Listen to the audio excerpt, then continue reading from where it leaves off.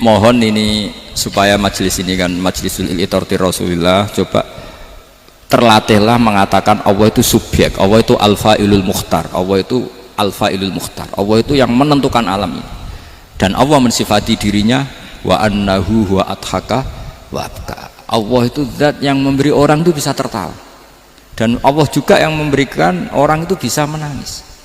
Mbok kayak apa kamu neror umat, wah amal nggak mesti diterima gini-gini, ternyata neng majelis nangis ya, mulai guyu kadang guyu-guyunya ngenyak tenane daripada apa ya, agak-agak merodok orang yang dohirnya beda dengan batinnya, nggak perlu distatuskan seperti itu. Ya sudah biasa saja. Jadi nah fi muqaddimihim, imam besar dalam manhaj ini namanya Abul Hasan apa? Asyadzili. Abul Hasan Asyadzili itu kalau ada orang tanya gini, Beb saya ini susah, sholat saya tidak mesti diterima Allah gini-gini, marah. Nggak usah. Kafa bika jazaan an radiyaka laka ahlan. Sudah kamu ditakdir pernah sujud itu sudah keren. Saya itu andaikan dapat kabar dari malaikat bahwa sholat kamu tidak diterima, saya tidak susah. Bukan karena sombong, pernah ditakdir sholat sujud ning Allah itu keren. Kayak apa malunya kita ketemu Allah kemudian kita di bumi tidak pernah sujud. Makanya cara Abul Hasan Asyadzili kowe ora usah mikir sholat ditampa taro, ora usah mbok mikir. Kowe ditakdir tahu sujud itu hebat. Kafa bika jazaan an radiyaka laka ahlan. Cukup kamu mendapat balasan dari Allah, kamu pernah ditakdir sujud. Gak perlu ngaji alim alama, gue sawi ngalor ngidul jalalain keren. Paling gak malaikat pernah melihat kamu, gue tak kitab kudi. Gak penting paham, gak penting. Karena isra bakat paham, mas. Jadi Abul Hasan Asyadzili adalah orang yang, dan itu Al Hasani ya, dan itu Al Hasani. Makanya macam-macam kita yang Al Husaini sudah kita punya fakih muqaddam, punya banyak. Di Al Hasani yang paling populer diantaranya adalah Abul Hasan Asyadzili. Beliau itu kalau ngendikan sesuatu itu positif terus. Termasuk itu ketika ada orang resah sholat saya diterima ndak, kata beliau, wes kowe sing support man, ditakdir tahu sujud. Saya itu sebetulnya kadang-kadang miris, wes sholatku tompo ta ora, tapi saya sangat sadili. Sangat sadili. Saya nggak pernah berdoa ya Allah ibadah kami jenengan terima ndak, karena takut kalau doa gitu keterusan itu terus ditompo ora ya. Akhirnya keterusan gitu. Akhirnya ngenes. Masa orang pernah sujud ngenes? Lama-lama gini setan masuk, apa artinya saya sujud ternyata gak diterima. Lu wong kawula kok iskal tentang pernah sujud. Itu kan ibarat gini, kamu ngasih uang sama orang tua kamu, misalnya Habib Soleh ngasih uang Habib Ali, terus apa artinya tak kasih, kemudian beliau tidak terima kasih, itu kan lucu. Terima kasih tidak terima kasih, seorang anak ngasih orang tua itu keren. Makanya saya bangga dengan Habib Soleh ketika beliau mengumrohkan Habib Ali, sudah mendaftarkan haji Habib Ali. Gak usah mikir diterima apa enggak, wes keren, itu sudah perilaku yang keren, yang hebat. Makanya saya sering ada orang mau cerai tanya saya, Gus saya ini cerai gak, istri saya kurang ajar gini. Gak usah, tapi bojo kula judes, uang di bojo itu wes keren, paling gak kowe ra darani jomblo.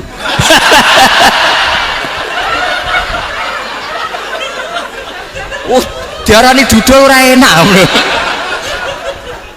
Wes luwe sabar di diarani duda mek diarani bojo judes. Enak bojo judes cek gagah. Di bojo lah. Oh iya. Provokator itu. Jadi kafabika jazaan an radiyaka laka ahlan, sudah ditakdir pernah sujud itu sudah keren. Dulu ulama ala hadan nampak, ulama dulu cara berpikir seperti itu. Makanya ulama dulu kalau nafsiri wasjud waqtarib sudah pernah sujud. Di Quran nggak pernah ada ayat wasjud lan sujudo siro ingkana kada wa kada ingkunta mutayakinan bikobuli sujudi, kan ada sujud ya sujud saja, tidak usah mikir makbul apa tidak makbul. Sudah kalau sujud pasti waqtarib. Terus saya sebenarnya ya sebagai orang ya kadang wedi, sholatku ditompo ta ora. Tapi kalau keterusan nanti ada was-was yang mengatakan opo artine sholat. Lu tuh kan ngeri seorang hamba sing uripe ning bumine Allah kemudian menyoal pernah sholat hanya karena takut gak diterima. Itu kan geblek banget. Nah, saya jenis kiai yang di partai itu. Saya tidak tahu kalau Kowe ning ndi Kom? Sedih umat masa kamu gak ono kerene blas. Jadi lah nanti kalau misalnya ada manhajnya Habib Soleh yang tidak seperti itu tidak apa-apa, mungkin supaya orang nggak takabur, nggak fakhr, sehingga makanya mulai dulu lama itu ya partainya kalau nggak rojak ya khauf. Nah saya ini yang terang-terangan ikut partai rojak saja, apa? Partai rojak, karena banyak yang sudah di partai khauf, tapi saya rojak yang bil ilmi tadi. Makanya Sayyidina Umar radhiyallahu anhu itu yang namanya sama sujud, saya itu punya kitab Habib Soleh pernah tak tunjukin tulisan tangan saya, muji-muji sujud. Sayyidina Umar ketika ditusuk seorang gila itu Majusi ya. Abu Lu'lu' terkenalnya itu Hulamul Mughirah terkenalnya, ditusuk, dia sahabat, beliau sahabat wali, jadi nusuk Umar tuh kayak apa, nusuk Mas Akom aja dosa besar apalagi nusuk Umar. Itu ketika ditusuk dia itu ya punya dendam, namanya manusia itu punya dendam, artinya namanya orang kan mangkel sama yang nusuk. Kalau orang mangkel itu inginnya kan yang nusuk itu masuk neraka. Tapi apa kata Umar? Ngendikan gini, tanya pertama, yang nusuk saya siapa? Orang Majusi. Orang Majusi, Hulamul Mughirah. Alhamdulillah alladzi lam yaj'al maniyati biyadi rajulin lam yasjud laka sajdatan yuhaju biha indaka yaumal qiyamah. Saya itu senang Gusti, yang nusuk saya orang yang nggak pernah sujud sama jenengan. Jika kalau saya dendam supaya dia masuk neraka, saya nggak takut orang itu nuntut sama saya. Tapi kalau dia pernah sujud, pernah sholat, kemudian dia masuk neraka karena nusuk saya, kemudian dia berargumentasi, saya pernah sujud ya Allah, kenapa engkau masukkan neraka? Saya tidak berani jawab ya Allah, saking hormatnya sama yang namanya sujud. Jadi kamu dendamnya kesampaian cara Jawa ya, dendam dengan tanda kutip ya, tidak makna semestinya. Jadi mangkel mbek sing nusuk, nak mlebu neraka pantas, wong ora tau sujud wae Gusti gitu. Tapi kalau pernah sujud, kemudian dia masuk neraka karena saya, bisa yuhajuni biha yaumal qiyamah. Jadi kayak apa sujud? Saya apa? Nabi itu kalau muji sujud sampai ngingatkan wa hatta takuna sajdatul wahidatu khairan minad dunya wa ma fiha. Nanti kalau kamu di akhirat ketemu Allah, kenangan terbaik kita apa? Di dunia pernah sujud. Keren aja. Cara ning pondok wis tau bayar syariah.